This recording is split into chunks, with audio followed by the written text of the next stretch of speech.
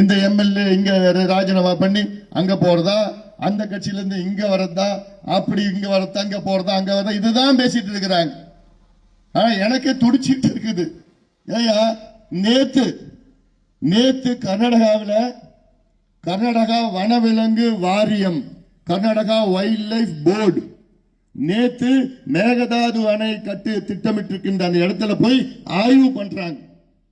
நேற்று நடந்தது இந்த ஆய்வு நடந்துட்டு இருக்கு. தொடர்ந்து என்ன ஆய்வு? 100 அடி ஆழத்துக்கு பள்ளம் போட்டு அந்த டேம் கட்டினா அது தாங்குமா?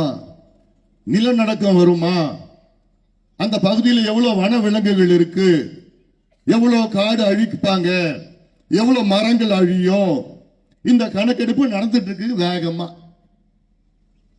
அங்க கர்நாடகாவில் முதலமைச்சர் டி.கே. சிவகுமார் அவர்கள் வீட்டில் பிஜேபி, காங்கிரஸ், கம்யூனிஸ்ட், ஜனதா தள் எல்லா கட்சியும் கூடி பேசுறாங்க.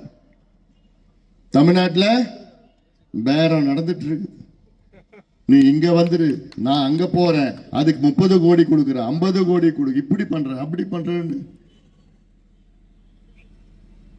அதனால்தான் நான் மற்ற கட்சிகளை பத்தி எனக்கு கவலை இல்லை. எனக்கு கவலை உங்கள் மீது. நீங்க வாங்க, வெளியில வாங்க, சத்தம் போடுங்க, தெருவுல வாங்க. இது ஏன் பிரச்சனை, உங்க பிரச்சனை, நம்ம பிரச்சனை. இதே தமிழ்நாட்டு மக்கள் ஜல்லிக்கட்டு தடை பண்ணாங்க, அப்ப வெளியில வந்தீங்கல்ல, இளைஞர்கள் வெளியில வந்தீங்கல்ல, யாருமே உங்களை கூப்பிடல, நீங்க வந்தீங்க. ஆனா ஜல்லிக்கட்டு நீங்க யாரும் பார்த்ததே கிடையாது. ஜல்லிக்கட்டானால உங்களுக்கு எந்த பாதிப்பும் கிடையாது. ஆனா நம்மளுடைய வீர விளையாட்டு, நம்மளுடைய பாரம்பரியம், அந்த உணர்வுல நீங்க வெளியில வந்தீங்க. ஆனா இந்த காவிரி பிரச்சனை நீங்க பாதிக்கின்ற பிரச்சனை. நீங்க மட்டும் இல்ல, உங்க பிள்ளைகள், பேர பிள்ளைகள், கொள்ளு பேர பசங்க, வருங்கால தலைமுறைகள் எல்லாம் பாதிக்கப்படுவார்கள்.